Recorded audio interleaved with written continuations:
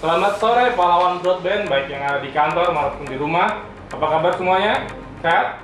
Oke, pada sesi kali ini aku akan kenalin segmen baru di Senja Sore, yaitu Teh Manis.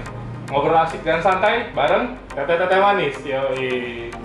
Nah, makanya untuk di agenda Teh Manis ini kita akan ngobrolin semua keresahan-keresahan yang ada di kita, di kantor maupun di lingkungan kehidupan sosial budaya di Telkomsel gitu ya. Nah, oke, kita udah ada kedatangan dua narasumber. Saya perkenalkan dulu. Yang pertama ada Mbak Briana, lalu ada Mbak Anggi. Nah, untuk lebih detailnya kita langsung tanya aja ke Mbak Briana dulu. Silakan dikenalkan dirinya, Mbak. Perkenalkan, nama saya Briana dari unit Operation sebagai Officer 2 Unit Administration and Support MS Territory Di HO ya? di HO. Oke. Oh gitu. Lalu Mbak Anggi sendiri?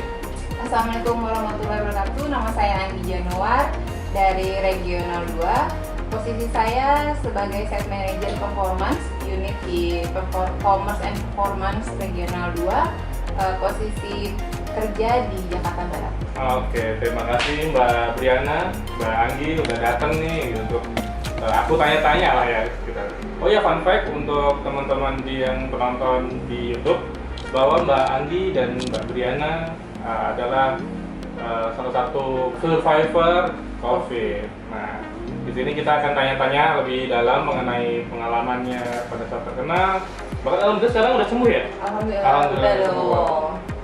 Dan kita akan kulik-kulik juga nih gimana struggle-nya nih pada saat terkena COVID. Mungkin Andi sendiri ada perasaan gitu nggak sih? Mungkin ada feeling?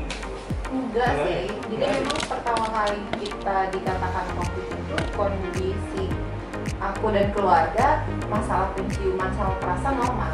Oh gitu. Sampai dinyatakan kita positif pun, aku dan kedua adikku kita nggak ada ngerasa yang namanya penciuman hilang, perasa hilang, tetap masih ada. Tapi kecuali mama.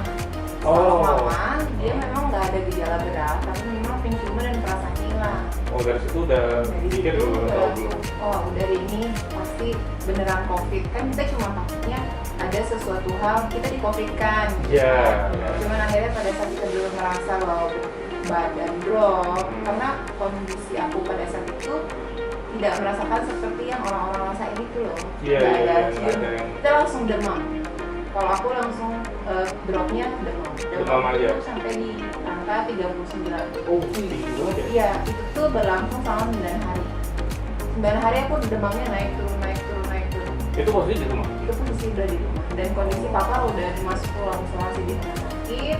Kita di kamar masing-masing, mama di kamar masing-masing, aku, adikku yang perempuan dan anaknya yang usia 8 bulan saat itu di kamarnya juga, sama adikku yang laki-laki itu udah di kamar masing-masing. Karena dari puskesmas sudah langsung, oke, ini keluarga positif semua, nggak boleh ada yang keluar dari kamarnya kecuali dia harus pakai masker, alat makan tidak boleh berbarengan. Oh ya, bisa.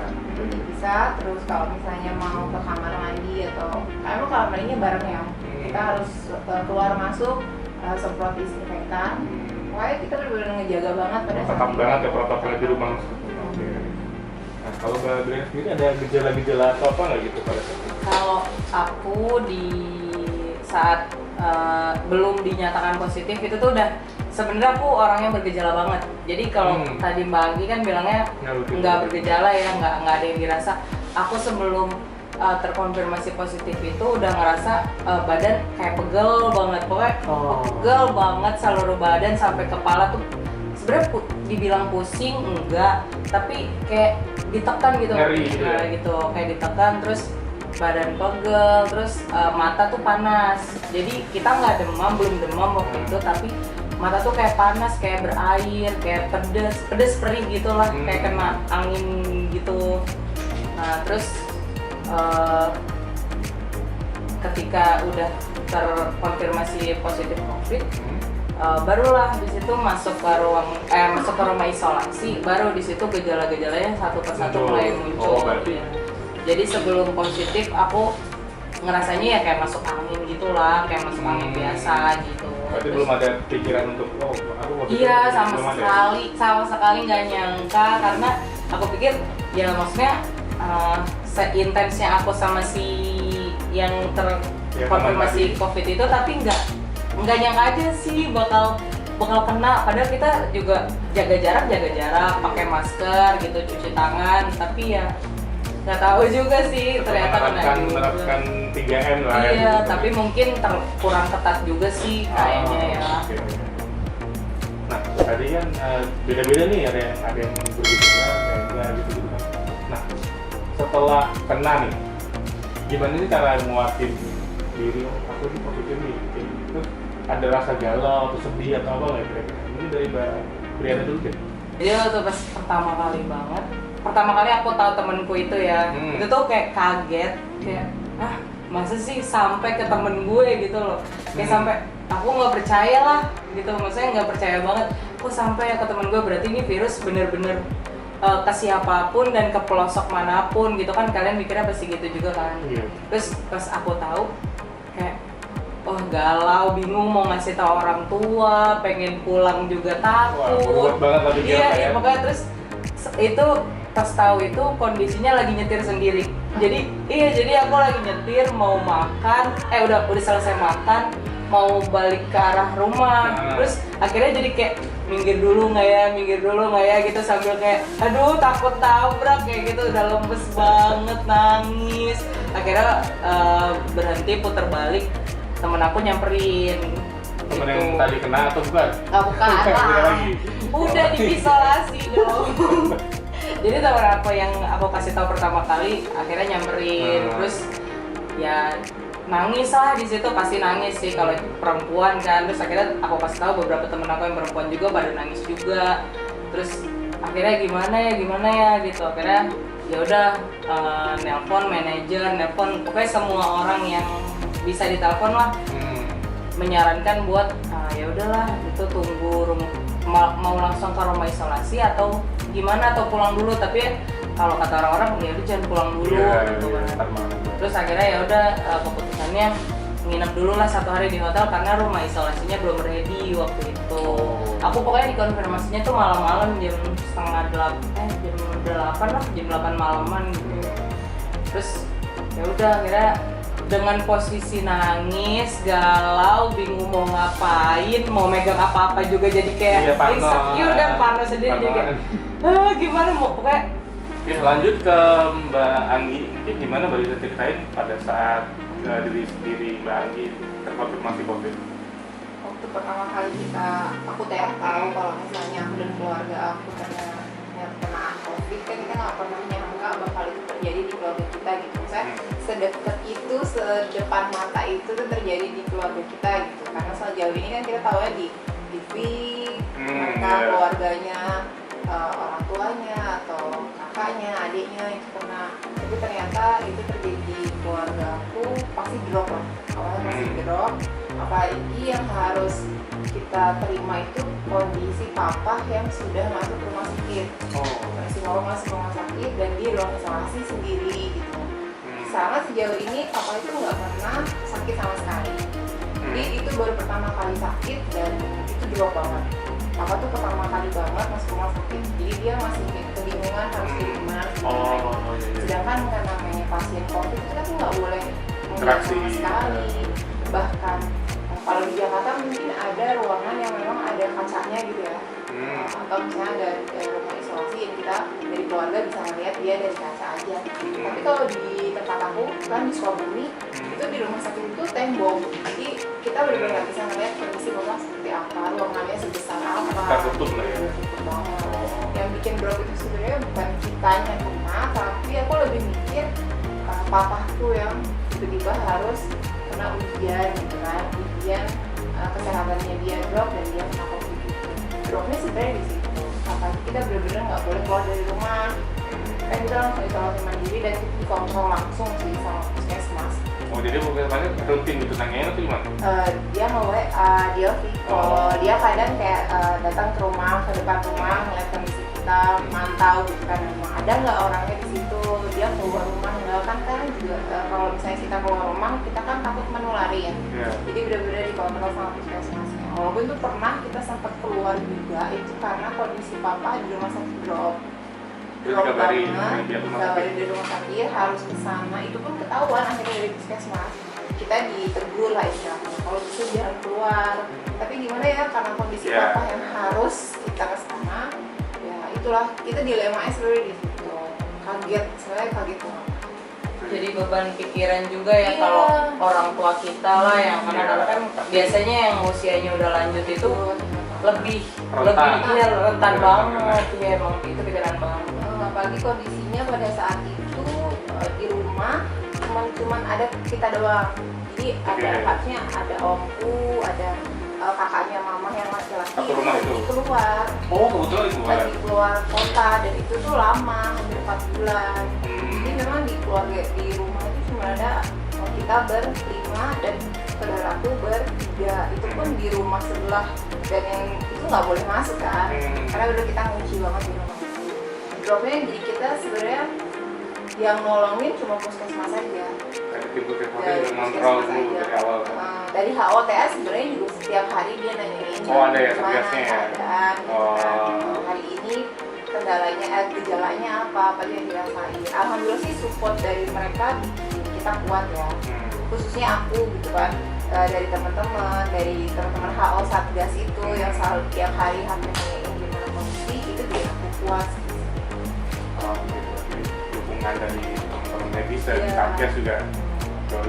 Tapi ini pengalaman ya, maksudnya aku kan kebetulan udah berapa kali, 5 kali swab kayak dalam satu siklus itu, dan akhirnya negatif. Jadi saya mengalami 5 kali swab dalam minggu tuh bisa 2 kali. Nah kalau Mbak Briana berapa kali di swabnya sampai 5 atau 7 kali ya kayaknya. Jadi yang pas ke-7 deh kayak 7 kali, yang pas ke-7 dinyatakan negatif. Itu dengan dokter yang kunjungan ke dokter kunjungan ke rumah isolasi seminggu, sama sih seminggu 2 kali juga pas mau swab gitu. Kalau Mbak Anggini gimana tuh? Aku tuh swabnya karena di rumah, kondisi memang dokter nggak ada yang ke rumah, jadi kita memang akhirnya swab mandiri. Kita itu 2 minggu sekali. Itu gimana prosesnya? Jadi setelah pertama kali kita dinyatakan positif, 2 minggu setelah itu kita swab lagi. Setelah swab lagi kita masih dinyatakan negatif. Dinyatakan positif. Kita masih sekeluarga dinyatakan positif. Pada saat mau swab ketiga berarti ya. Pada saat melakukan swab ketiga yang baru swab saat itu baru mamah dan adikku yang paling kecil. Umur 24. Akhirnya di mama dinyatakan negatif pada saat itu. Itu tanggal 19 Desember. Mama dinyatakan negatif dan adikku yang cowok masih dinyatakan positif.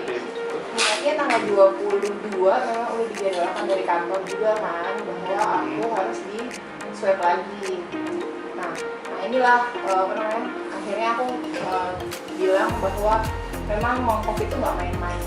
Jadi pada tanggal 19 kita di swab mama sama adikku, kita udah seneng tuh. Alhamdulillah mama akhirnya negatif juga kayak gitu. Dan pada saat itu kondisi papa di rumah sakit drop. Dan pada tanggal 19 malam setengah 12 itu, papa dinyatakan sudah meninggal karena COVID itu. Jadi di situ kita kan drop ya semua.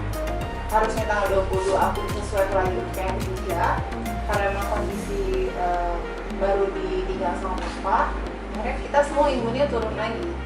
Semuanya, termasuk mama pada saat itu. Cuma mama nggak mau swab lagi. Maksudnya, ya udah biarin aja mama kayak gini gitu kan. Akhirnya ya udahlah, karena kondisi lagi berkabut juga, aku juga informasi sama teman-teman Satgas. Kayaknya nggak bisa gitu loh, aku tanggal 22 harus swab karena kondisi seperti ini lagi berbuka gitu. Jadi kita mundur lagi dari swab terakhir, mundur 2 minggu, mundur 1 minggu waktu itu. Akhirnya pada saat itu dari kantor juga udah, Mbak ayo swab lagi gitu. Udah oke. Akhirnya kita swab pulang semua dan alhamdulillah semua dinyatakan negatif. Sampai tanggal? Itu tanggal bukan? 20 Januari. Oh, Januari. 20 sampai 20. Oh. Papa itu kan meninggal 19 Desember. Waktu itu sekitar sebelum 20 Januari kita swab, akhirnya kita semua dinyatakan negatif dari pihak lab dan dari pihak rumah. Itu Ya.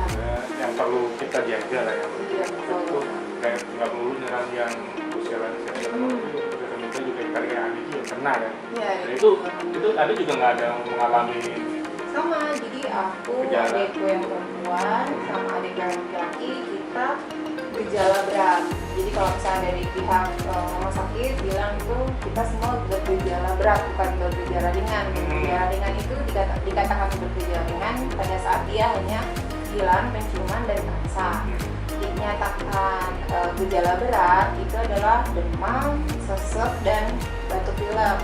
oh sempat ngalamin batuk pilek juga? Iya, jadi 9 total sebenarnya bergejala itu aku sekitar 19 hari. Setelah 19 hari setelah dinyatakan aku positif. oh 9 hari kita bertiga ya. Aku adekku yang cewek sama yang cowok, kita demam. Demam tuh naik turun siklusnya. Misalnya subuh sampai duhur kita seger badannya karena sebelum tidur kita minum paracetamol. Setelah duhur sampai dengan maghrib kita mulai tuh panas ngerasa di badan itu nggak enak lah ya. Dari maghrib sampai dengan menjelang pagi kita udah menggigil. Itu adekku yang cewek itu sampai nggak kuat. Misalnya dia sampai jaket 2, terus kaos kaki. Kita tuh aku aja tidur pakai jilbab ya karena saking dinginnya. Sebenarnya udara biasa, cuman karena memang kondisi kita lagi benar-benar meriang ya istilahnya, kalau misalnya bahasa biasanya itu bener yang menggigil banget gitu. Nah itu 9 hari itu emang siklusnya sih. Jadi memang pada saat kita udah minum obat paracetamol ini itu sampai teman-teman saudara ngerekomendasiin minum ini itu tuh sebenarnya kayak ngaruh. Gak ngaruh aja. Banyak sih ya kayak gitu. Akhirnya siklusnya emang 10 hari, 9 sampai 10 hari kita harus demam dulu pada saat itu. Jadi kalau dari ilmu kedokteran tuh bilangnya antibody dan virus kita di dalam berantem. Nggak akur ya. Nggak akur. Emang susah ya. Gejolak ya. Akhirnya ya udah 9 hari demam, 5 hari kita sesak napas. sesak napas. Itu gimana sih? Maksudnya tarik napasnya berat atau Nggak bisa napas. Kayak ini ya, kayak oksigen tuh nggak masuk ke hidung. Kayak tapi tetap nariknya berat gitu atau gimana? Pada dalam narik napas gitu. kayak misalnya kita kalau habis olahraga ya, habis olahraga kita kan capek, kita kan napas tuh agak berat ya, harus di baru kita ngerasa lega. Nah itu kita mau narik aku ya waktu itu ya narik napas panjang aja itu tuh kepala sakit. Jadi pas itu langsung kepala sakit kayak gitu kan. Wah udah mata udah nggak enak karena kayak udah air perih gitu, kayak apa namanya, pandangan udah mulai kabur gitu, napas juga sesak, kayak ada yang ganjil aja gitu loh di dada gitu kan. Ditidurin salah, didudukin juga nggak bisa, napas pakai hidung susah, napas pakai mulut capek kan kayak gitu, sesaknya kayak gitu sampai akhirnya 5 hari sesak baru kita ngalamin batuk tuh. Batuk tuh sampai berdarah gitu. Batuk kering pertamanya. 3 hari pertama tuh biasanya 2 hari pertama batuk kering apa? Ngobrol ya sama adik-adik itu kan, kamu ngerasain apa aja, Itu di mana tuh ngobrolnya kan? Setelah kirain kita negatif. kita musyawarah yuk nah gitu kan. Kamu gejalanya apa aja sih di kamar? Evaluasi gitu kan. Evaluasi. Akhirnya biar sebenarnya itu jadi kayak pada saat kita ada yang positif, kita bisa sharing. Kamu gejalanya kayak gimana, supaya nanti pada saat ada gejala berat itu jangan kita diam di rumah. Setidaknya memang ada benar-benar dokter yang ngurus gitu kan, kita cuma di rumah nggak bisa keluar, sesak, beli oksigen sendiri, kita beli tabung loh di rumah. Serius? Besar ya, karena adekku tuh yang cewek ada asma kan. Sebenarnya aku juga bikin adekku yang cewek ada asmanya, apalagi dia lagi sesak dan punya anak yang udah usia 8 bulan kan. Kita namanya takutan lah, aku juga jadi pikiran juga akhirnya. Sebenarnya kan COVID itu bisa sembuh kalau pikiran kita yang fresh, happy lah kayak gitu, tenang, jangan terlalu berat. kondisi pada situ papa di rumah sakit, ada yang punya anak bayi, apalagi dia punya asma. Faktor-faktor tekanannya banyak lah ya. Tekanan batin lah pada saat itu. Akhirnya kita beli tabung gede buat dia, buat oksigennya dia gitu supaya asmanya dia nggak kambuh, sampai dibeliin apa sih oksigen kecil juga. Dan adikku Kaleng itu ya? Kaleng. Adikku yang cowok juga sebenarnya udah menyerah itu, aku udah nggak kuat ya, aku mau ke rumah sakit aja karena dia udah benar menggigil kan, udah banget pada situ. Cuma kan aku mikirnya kalau pada saat nanti yang nggak kuat itu di rumah sakit, papa di rumah sakit, kita nggak ada kondisi kayak gini, siapa gitu yang mau survive lagi? Ayo berjuang, yuk berjuang, aku bilang gitu sama adik-adikku. Ya udah oke teh, berjuang lagi mereka buat nyemangatin supaya jangan drop, jangan pikiran. Itu peran sebagai motivator dalam keluarga ini nggak apa-apa, itu kan terlalu penting loh. Tadi kita kehilangan motivasi segala macam, banyak pikiran. Emang luar biasa sih kok ini. Sebenarnya emang nggak bisa di apa namanya? Kita dapat tepuk tangan yang banyak sih. Iya sih. Dan sampai lah yang lain. Sampai ya Pak. Nah, bagus nih. Ini kan tadi aku dengar pendapatnya Mbak Triana tentang bagaimana tentang teman-temannya sampai nangis-nangis segala macam. Terus sempat nelfon apa sih namanya, keluarga jadi telepon. Iya, keluarga kayak. Jadi dikasih tahu lah ya. Nah, kira-kira gimana sih tanggapan teman-teman terdekat atau orang-orang di sekitar Mbak Triana pada saat tahu nih Mbak Triana kena gitu. Kalau pendapat teman-teman sih pertama ya pasti nyabarin kan, kayak sabar gitu. Lo pasti bisa, lo pasti sembuh. Yang penting jangan mikirin apa-apa. Cuman kan namanya orang ya, ada sakit apa pasti mikirnya gitu kemana-mana. Terus keluarga juga pertamanya sedih banget. Karena ya balik lagi ke yang tadi, ini sakit baru dan belum ada obatnya gitu. Jadi kan kayak kita mikirnya udah paling pahitnya aja gitu kan. Tapi ya udah semuanya kayak nyemangatin, nguatin, kayak bilang yang penting seneng, makan yang banyak, terus badan jangan sampai capek, jangan banyak pikiran, udahlah gitu, istirahat, anggap aja liburan gitu. Oh, jadi intinya mau menfirasatkan harga itu mindsetnya diatur ya. Mindset kalau kita tuh nggak boleh iya. liburan gitu, tiduran rebahan sampai nggak usah mandi sekalian langsung gitu. kayak udah diem aja nonton TV santai kayak sultan kayak gitu, ada yang bilang kayak gitu. Terus mau dikirimin makan apa gitu gue langsung lah gitu. Pengertian tuh kayak gitu tuh, makanan ya. Tiba-tiba penting. Terima kasih ya semuanya udah ngirim. Udah perhatian banget, itu emang bener-bener bikin kita tuh kayak mikir banyak orang yang sayang sama kita kayak gitu. Karena balik lagi COVID kan bukan sakit yang sebenarnya bukan penyakit dalam, tapi dia kayak cuma menguji aja nih kita beneran serius mau hidup nggak sih gitu kan. Ya aku nggak tahu. Bukan seperti itu kan maksudnya. Ya kayak gitulah gitu jalannya.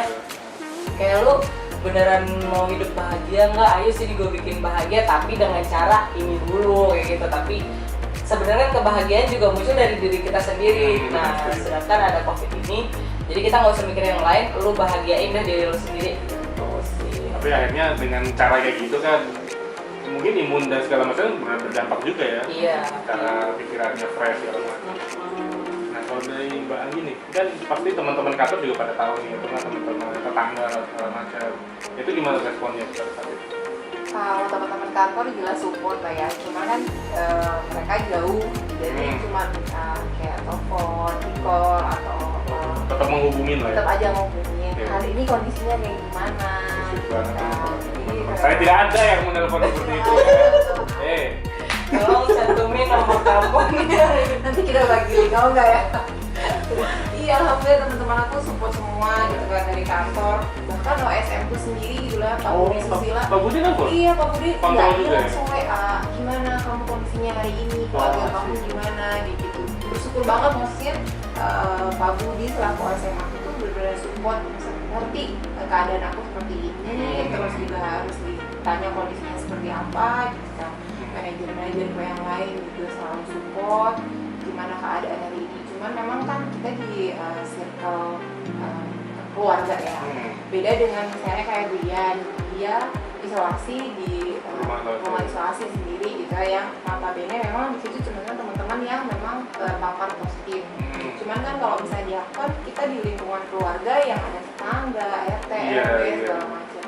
Kita nggak bisa menutup kemungkinan kalau mereka memang juga takut untuk datang ke rumah ataupun pas tahu pada saat kita keluarga itu positif nih gitu. Nah, sedangkan tetangga-tetangga aku tuh mereka emang langsung pada wah keluarga itu positif, udahlah kita keluar dari lingkungan kompleks itu ya kan, gitu kan. Iya kan harusnya kita disupport kan harusnya, cuman kan kita juga nggak bisa memaksa mereka untuk berpikir seperti itu. Jadi ya sudah kita terima aja apapun yang terjadi. Memang kita akhirnya kena ujian seperti ini. Kalau yang sayang sama kita tolong support, kalau yang enggak ya sudah. Alhamdulillahnya kita banyak yang support dari puskesmas, dari rumah sakit, dari macam-macam. Jadi ya sejauh ini memang apalagi keluarga kita juga banyak di Jakarta kan. Jadi pada saat itu kita tahu pada saat kita positif, kita kabarin keluarga kita, mereka juga support. Minum ini, minum itu, kayak gitu. Alhamdulillah sih dari keluarga, teman-teman semua support. Oke, berarti nggak ada yang menjauh itu ada nggak? Memunculkan itu kan ada tetangga yang rese gitu. Enggak sih, alhamdulillah. Tapi setelah itu ya, iya kan, emang kayak dia tanggaku gitu langsung. Kalau temen kan beda ya, kita bisa frekuensi lah ngasih infonya nyampe ke mereka. Cuman kalau tetangga ya ada aja. Ya itu bedanya. Kali punya begitu kan ya. Ada begitu di rumah gitu ya, gimana lagi nggak bisa lah kita ya udah terima aja. Nah, jadinya sosial. Oh iya, tidak sosial juga sebenarnya ngefek juga kan ke mental kita, tuh ke imun kita juga banyak yang support juga. Coba aku mau ada sedikit cerita nih. Itu kan aku kan ada di rumah isolasi juga ya, masuknya atau kantor mana, cuma saya di karantina di rumah isolasi. Pada saat itu tuh menjelang hari ke-5 atau ke-4 itu udah bosan banget kan. Jadi benar-benar nggak boleh keluar, nggak boleh kontak sama siapapun, benar-benar di kamar itu gitu kan. Cuma kalau saya pikir kalau kan di rumah isolasi jadi nggak ngapa-ngapain kan, cuma tidur paling apa gitu kan, duduk gitu. Cuma kalau gini aja nyeri otot juga bisa jadi gejala baru kan, nyeri otot, ini nyeri sendi segala macam gitu kan. Akhirnya pada saat itu aku udahlah rombak itu kan kamar, aku rombak kasur aku angkat, jadi aku jadiin semacam lahan olahraga gitu, jadi ada olahraga indoor gitu kan. Sambil nge-YouTube, tapi ngerusak kamar orang. Tapi pikir di situ ya. Ya tapi karena aku butuh juga, kan butuh ruang gerak lah ya, butuh ruang gerak dan aktivitas itu kan juga meningkatkan imun juga kan sebenarnya. Jadi pada makan teratur tapi nggak kebakar, jadinya kan nanti penyakit juga. Contohnya obesitas. Nah, bener. Nambah penyakit baru. Boleh kan, jadi asam urat nanti. Iya bener, kalau apalagi makanannya kalau daging semua, Apalagi pada saat COVID itu kita dituntut untuk makan 1 hari 3 kali. Iya benar, sih? benar. Kita harus memenuhi zat-zat gizi yang ada di situ. Oke, dari Mbak Anggi nih, kira-kira apa sih yang memotivasi Mbak Anggi untuk cepat sembuh nih? Cepat sembuh. Waktu itu sih lebih karena sebenarnya kalau di lingkungan rumah itu kan kita masih bisa ketemu sama teman-teman, sama keluarga. Walaupun kita harus berdiri jaga jarak, ngobrol juga agak jauh, cuma nggak terlalu begini sih sebenarnya. Cuma kan kita nggak bisa keluar aja, gitu kan. Nggak bisa. Nggak bisa ke mall gitu kan, nggak bisa abnormal nggak bisa kabur yang lain. Kita nggak bisa relaksasi keluar kan, cuma di rumah doang. Walaupun cuma bisa ngobrol sama keluarga. Motivasi kita untuk benar-benar sembuh sih waktu itu karena papa sih jatuhnya. Pokoknya lebih ke pokoknya jangan sampai papa itu jadi pikiran bahwa keluarganya semua positif. Karena memang dari pihak kita keluarga aja, papa itu cuma tahunya yang positif itu mama sama adikku yang cowok. Karena kan kita menjaga supaya dia juga nggak terlalu pikiran. Jadi aku gimana caranya motivasi aku belum bisa sembuh. Alhamdulillah sih ada salah satu temanku yang benar-benar dia mensupport bahwa lu nggak boleh ngerasa lu sakit. Apapun yang lu rasain, anggap itu lu sehat. Itu teman kantor? Teman kantor. Waktu jasaan, sekali ya Anda. Biasa teman-teman kayak gini yang butuh nih. Bukan yang minta satu semangat ya, itu semangat ya cepet-cepet. Dicet doang. Makanan saya belum datang. Sian. Gak ada yang suka kayaknya. Gak ada yang ngasih makan, gak ada yang ngasih gimana. Wajib mentok gitu. Jadi temenku tuh waktu itu sempet drop karena badan gak enak, keluarga semua positif, papa di rumah sakit. Kita akhirnya istilahnya dia nanyain kan, gimana kabar kamu hari ini? Aku kayak gini nih keadaannya gini, bang aku begini gitu. Akhirnya dia karena dulu adalah survivor COVID juga. Oh dia pernah Dia kena juga? pernah kena juga sebelum aku dan gejala kita sama. Jadi aku bisa sharing sama dia, bang aku gejalanya kayak gini gitu kan. Terus dia ngasih tahu, oh iya waktu itu juga kayak gini. Jadi pada saat aku bener-bener drop itu banget, dia supportnya lu nggak boleh merasa sakit. Lu inget lu punya keluarga, lu punya adik, lu punya papa yang sekarang di rumah sakit, lu nggak boleh menyerah. Keadaan lu kayak gini, lagi bener-bener drop banget, lu nggak boleh menyerah sama sekali. Oke, berusaha dong gitu. Dari yang mandi itu cuma 2 hari sekali. Sampai cuma 2 hari sekali karena kan itu dingin. Apalagi belum pernah ke Sukabumi ya. Udah pernah. Wah itu airnya dingin banget. Ayo, Kalau ajak. kalian ke Sukabumi itu airnya dingin banget. Sekarang Kapan kita ke Solo? itu kita megang airnya kayak air es. Di Sukabumi itu Siang pun gitu? siang pun kayak gitu, apalagi subuh ya. Itu Iya. aku tuh nggak bisa mandi pakai air dingin kan kalau di Sukabumi. Jadi air hangat aja itu kita juga makanya 2 hari sekali, airnya mandinya cuma 2 hari sekali, 2 hari sekali gitu. Sampai dia ngasih liputan itu, akhirnya punya support system lah di diri kamu sendiri. Oke, kamu anak pertama dan kamu harus bisa support keluarga kamu supaya kalian bisa sembuh demi papa. Itu gitu demi papa, nggak boleh ngedrop semua. Akhirnya udah berusaha berjuang sampai ada satu kejadian yang itu tuh fatal sebenarnya, tapi alhamdulillah kok nggak kenapa. Jadi ada salah satu teman dan saudara ya, terus dia ngasih referensi obat. Dia ngasih referensi obat, terus pada saat itu aku lagi dengar tinggi, mbak coba obat ini karena obat ini bisa untuk COVID kayak gitu. Obat Cina lah, aku lupa mereka. Padahal belum ada obat ya, mungkin dia kayak meningkatkan imun sama nurunin panasnya waktu itu. Oh iya, oke. Akhirnya pada saat itu aku baca dong, di situ kan bahasa Cina ya, si obatnya, kotaknya tuh bahasanya apa, gimana nih cara minumnya. Belajar dulu makanya, kuliah sastra Nah Cina. itu salahnya aku gak belajar ya, sastra Jepang, Cina juga gak tahu. Gimana nih cara minumnya? Akhirnya Google dong. Kalau orang lagi ngeblank ya, lagi demam tinggi ngeblank, boro-boro ngebaca, jadi asal aja gitu. Oh berarti minumnya 1 kali itu 4 tablet. Tahu dari mana? Tahu dari mana? overdosis nggak sih Namanya orang lagi blank, ngedrop banget pada situ, pengennya cepet sembuh kan, karena kan panas aku sempat di angka 39. Oke lah, aku coba minum, sekali minum aku langsung 4. gila. Itu untung aku Ditiru ya teman-teman di rumah. dan itu gak boleh ditiru. Itu gak Jangan boleh ditiru. ditiru. Itu Itu salah. membahayakan kesehatan. Itu sangat membahayakan akhirnya pada saat itu. Tapi alhamdulillah nggak kenapa-napa. Cuman aku tuh marah aja sama mama. Mama nggak tahu. Mama nggak tahu. Oh. Jadi aku obat itu datang, aku coba minum, aku baik-baik aja sih. 4 obat itu aku telan langsung. Tapi habis itu bisa bahasa Mandarin nggak? Masih Nggak bisa ya? setelah minum Masih nggak bisa? Masih belum bisa juga. Aku pikir abis minum itu ngerti juga apa gitu. Akhirnya ya udah. Tapi alhamdulillah sih nggak kenapa-napa. Tetap aja panasnya di muka turun karena emang belum siklusnya belum selesai. Terus aku cerita sama mama, terus mama bilang apa? Terus untung kamu nggak overdosis. Itu busa. Gitu. Alhamdulillah nggak sih enggak. Busa kan habis kegian berusa itu. Ya enggak dari odol. Oke, ini kan alhamdulillah kita bertiga nih ya, kan bertiga rasa negatif. Sarjana. Udah jadi alumni lah ya. Nah, ya ini aku mau nanya nih, gimana perasaannya Anggi juga? Anggi itu saat dinyatakan negatif nih, pertama kali. Itu tuh seneng banget tuh pastinya. Aku langsung share sama teman-teman aku karena kan di broadcast gitu. Iya, nggak di broadcast sih, di IG story. Buset, sedih. Iya, di IG story. Karena yang nanya Wow, tuh banyak. pengumuman. Gimana kamu hari ini? Maksudnya gimana swabnya kapan? Hasilnya apa gitu. Pada saat hasil dinyatakan, bukan dinyatakan sih. Jadi pada saat itu aku tanya, ada banyak teman-teman yang tanya kapan swab gitu. Oh, iya. Oh tanggal segini.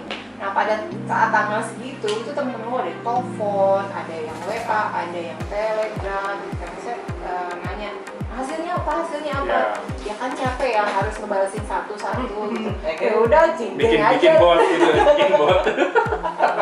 Aku udah IG story, WA story, ya, jadi menjawab harusnya semuanya, nggak ya. langsung terjawab kan. Akhirnya negatif dan alhamdulillah akhirnya negatif. Gitu. Itu pasti itu jadi senang banget lah. Walaupun sedihnya karena kita kehilangan orang yang kita cintai, tapi setidaknya kita sudah berusaha untuk semaksimal mungkin untuk beliau, dan kita juga berusaha untuk keluarga kita dan kita sendiri gitu kan. Kita belum harus selesai, nggak boleh terpuruk lah kita. Oke, Mbak Diana gimana? Oh, Pertama kali nih, kan? aku- Jangan bilang di TikTok di video gitu ya. Salah dibikin ya, okno gitu ya.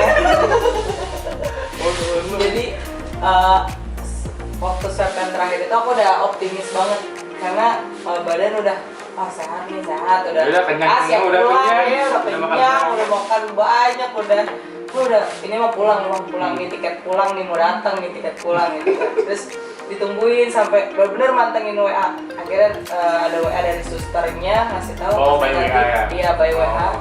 PDF gitu kan. Terus pas tahu negatif, nggak nyangka banget, tangan langsung dingin. Oh, sakit lagi. Gimana sih? Sakit Gitu ya, kaget, seneng, pokoknya campur aduk, jingkrak-jingkrakan, teriak-teriakan, langsung bawahnya tuh kayak pengen kabur ya udahlah gitu, nggak usah beresin. Rumah isolasi ya? Iya, langsung Oh, iya bener. nggak mau beresin apa-apa, pengennya langsung turun ke pulang, bawah, ya. pulang, pengen jajan gitu. Buset, kayak gitu juga. Iya, tapi nggak gitu juga ya.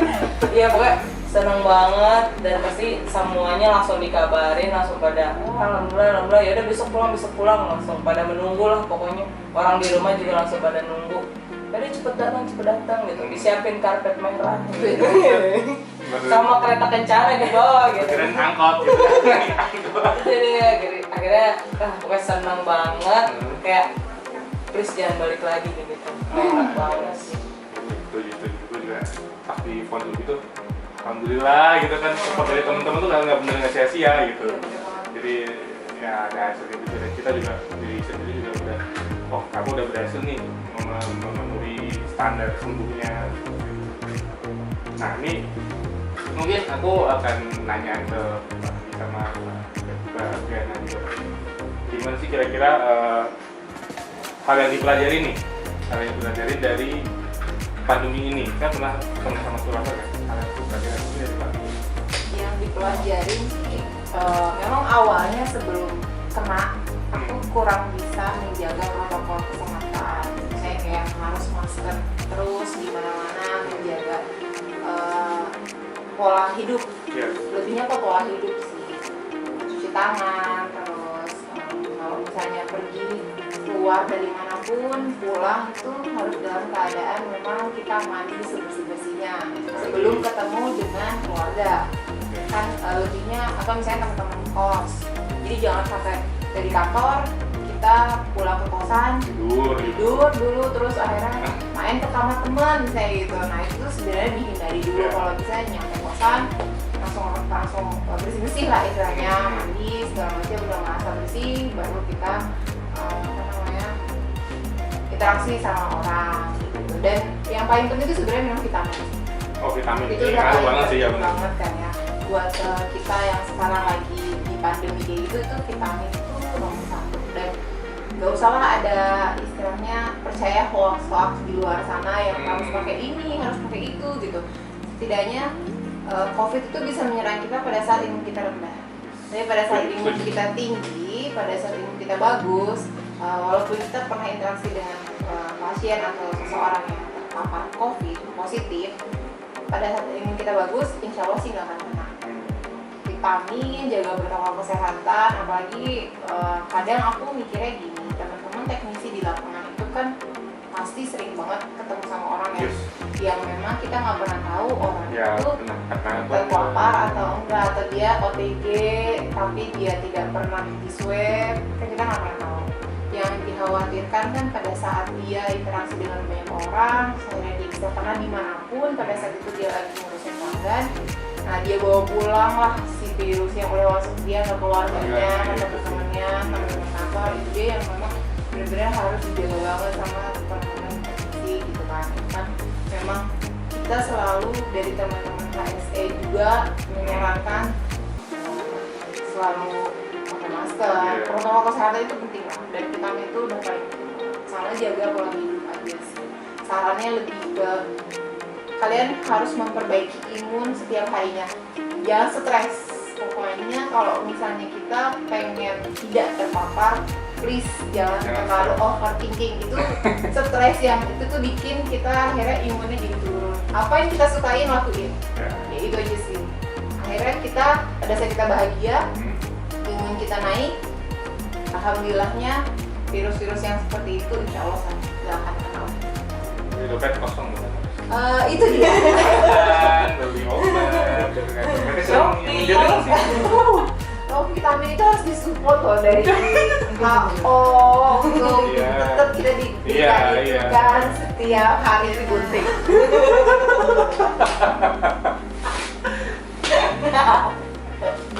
Oke, lalu dari Mbak Briana sendiri apa yang pelajari dari pandemi?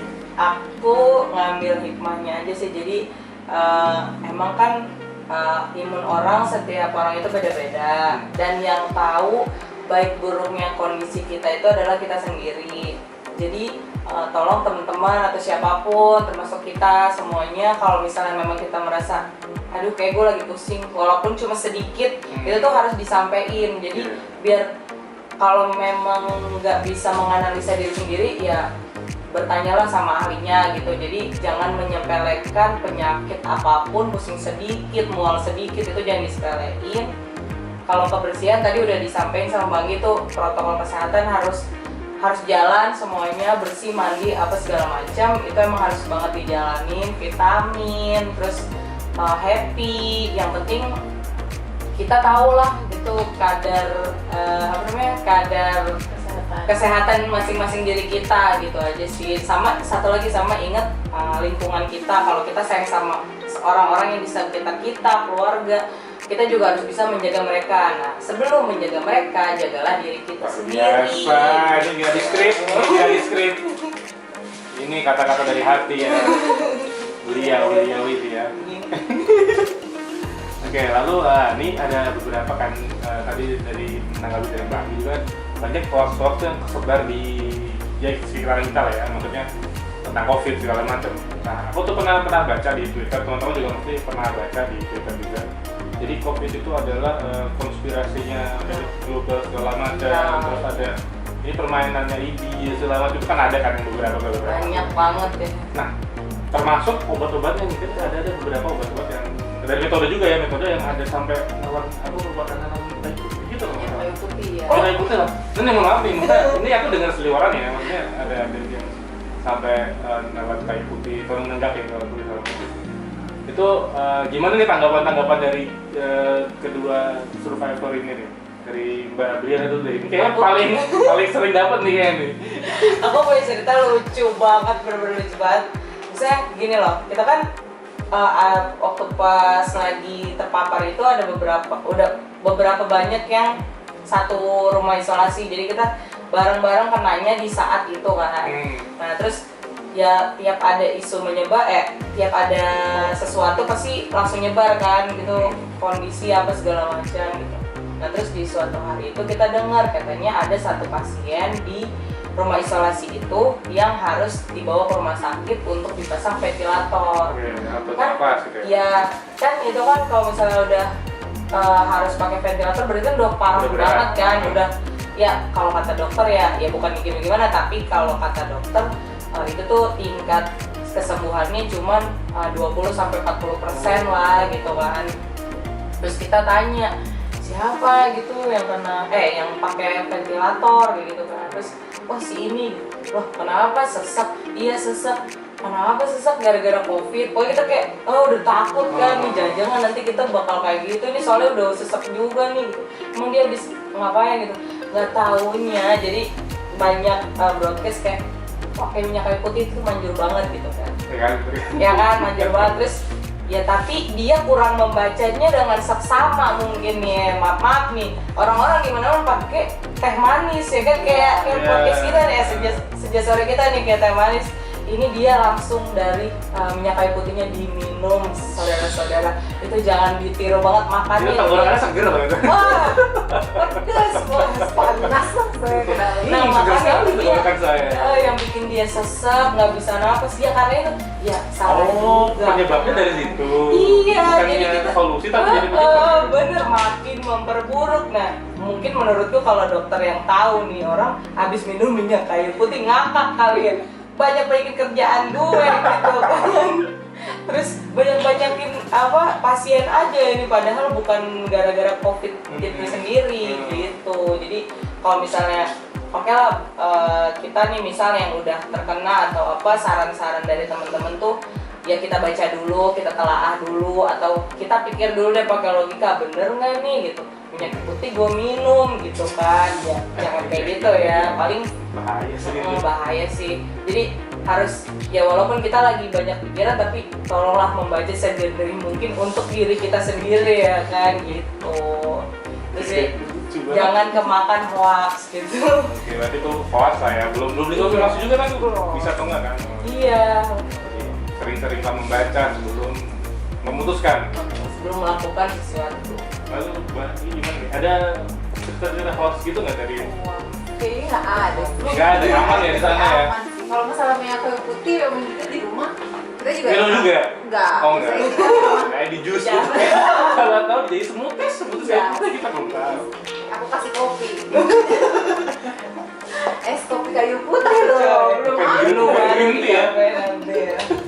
Nggak ada sih sebenarnya. Kalau minyak kayu putih memang kita juga di rumah pakai terapi itu juga, cuma nggak langsung tegak ya. Cuma kita waktu itu cium-cium aja. Oh buat ini kan, penciuman kan? Kembali kan, kayak kita bisa tahu. Oh ini penciuman kita masih belum bagus nih karena kan minyak kayu putih kan apa namanya? Menyengat kan dan panas dia. Jadi kita tahu nih dicium, oh belum kerasa. Misalnya kita cium lagi, oh belum kerasa. Tapi memang pada saat hilang penciuman itu memang minyak kayu putih kan bikin seger ya ke kepala juga. Gitu. Pada saat kita hirup gitu kan seger ya dia. Jadi kan mungkin di situ terapinya. Lebih ke aromaterapi. Lebih ke aromaterapinya. Tapi banyak sih kayak bukan cuma minyak kayu putih aja, kayak bawang putih. Iya benar, bawang putih. Bawang putih digoreng. dimakan. Iya, jadi kayak kamu harus itu mungkin anak kos tapi nggak ada kompor. Iya kali. Ambil aja nih bawang putih kan. Iya. Bang Korea. Tapi sebenarnya bener kata Bangnya yang tadi cerita tadi kan emang itu tuh siklusnya. Jadi kita di hari pertama kena langsung makan bawang putih kan nggak langsung sembuh ya gitu kan, emang tergantung badan orangnya sendiri. Jadi disuruh makan bawang putih, bawang merah ditaburin di sekeliling Biar nggak ada vampir. gitu. Iya katanya biar menyerap aura-aura jahat. gitu loh pokoknya, biar menyerap apa sih bakteri virus dari di udara gitu katanya sih gitu. Tapi ya kita kan namanya ikhtiar ya gitu kan, jadi udahlah kadang ngikutin. Tapi yang ikhtiar kalau itu berarti ada ngikutin arus. enggak, tapi cuman yang nggak masuk logika kayak tadi nonggok nyekutnya aja udah kan. Tapi kalau cuma ya bawang putih diiris-iris ya udahlah nambahin kerjaan gitu kan. Tapi bener deh, maksudnya hoax itu banyak banget beredar. Ditelaah dulu lah sama dipikir pakai logika. Kalau itu emang bagus buat badan ya ikutin. Tapi kalau badan kalian nggak menerima hal itu, udahlah nggak usah. Kalau ragu-ragu lah gitu, nggak usah lah dijalan. Terima kasih untuk Mbak Briana dan Mbak Anggi atas kesempatannya untuk datang sini untuk ngobrol-ngobrol santai lah ya sampai sore jam berapa ini? Dari jam 3 ya tadi ya, jam 6. Oke, sebagai penutup mungkin saya akan tanyain mungkin lebih ke pesan kepada teman-teman di luar sana yang tidak terdampak, atau mungkin untuk teman-teman yang masih bekerja di lapangan, teman-teman ya menjaga keselamatan apa gitu. Gimana?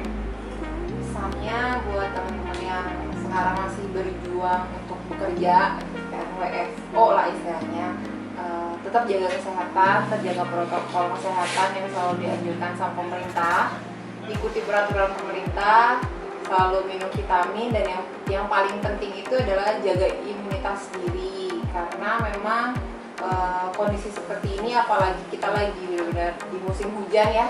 Iya, lagi musim hujan banget kan, intensitas cuaca juga lagi kurang bagus, itu benar-benar harus menjaga banget. Yang paling penting untuk menjaga imun itu adalah pola tidur sih. Nah, teman-teman yang aku tahu lah kerjaan teman-teman HO regional yang memang pekerjaannya itu pasti overtime, sampai tidur pagi, tidur malam. Tolong dijaga bener-bener pola tidur yang 8 jam sehari, karena itu bener namanya kita punya metabolisme tubuh kan ya, kita harus menjaga itu baik-baik, pola makan diatur, dan jangan overthinking, karena stres itu bikin kita drop banget dan imun jadi hancur. Jangan stres. COVID itu bisa sembuh karena kita sendiri, bukan karena orang lain atau bukan karena apa, tapi karena enggak. Bawang putih tidak bikin singkirkan ya. Menyakai putih di tenggak juga itu singkirkan dulu. Tambah kita kawan nggak boleh. Apalagi nyaka. Menurut saya. Pesan-pesan kepada teman-teman teknis yang belum, bukan teman-teman teknis, jadi teman-teman di lapangan. Pokoknya semua udah disampaikan sama Mbak Anggi, aku nambahin yang penting kalian aware sama diri kalian masing-masing, ceritain kalau ada kendala, masalah, sakit juga walaupun sedikit atau kecil, sharing sama ahlinya atau tanya sama teman-teman dekat, terus kasih informasi sama orang-orang kantor, sama atasan gitu. Jadi biar saling peduli, karena saling peduli juga itu kunci biar kita tuh menjaga satu sama lain gitu aja sih. Oke, mungkin terima kasih Mbak Briana, Mbak Anggi atas kesempatannya untuk kita sharing-sharing dikit lah ya tentang pengalaman kepada teman-teman di rumah. Mungkin dari teman-teman di rumah di YouTube yang bisa kita ambil dari survivor cantik ini adalah yang pertama, jaga kesehatan. Ini bukan main-main karena COVID itu nggak pernah menyerang yang tertentu itu nggak pernah lah ya. Maksudnya nggak tua doang, yang muda juga pernah kena ya, kayak kita muda lah ya. Siapapun mau artis, mau tidak memandang usia, mau pengangguran juga tetap tidak kena. Itu. Nah, dan satu lagi yang penting adalah aware. Jadi kalau udah ngerasa aku nggak enak badan nih, lapor aja, nggak usah kok pedean. Kayaknya begadang itu ya, jangan kayak gitu. Kalau emang ada gejala sedikit pun, meriang, pegal, demam, langsung lapor ke Satgas atau ke manajer masing-masing atau ke atasan masing-masing. Oke, mungkin sekian aja Mbak. Terima kasih atas kesempatannya pada hari ini. Kita akhiri saja. Selamat sore teman-teman.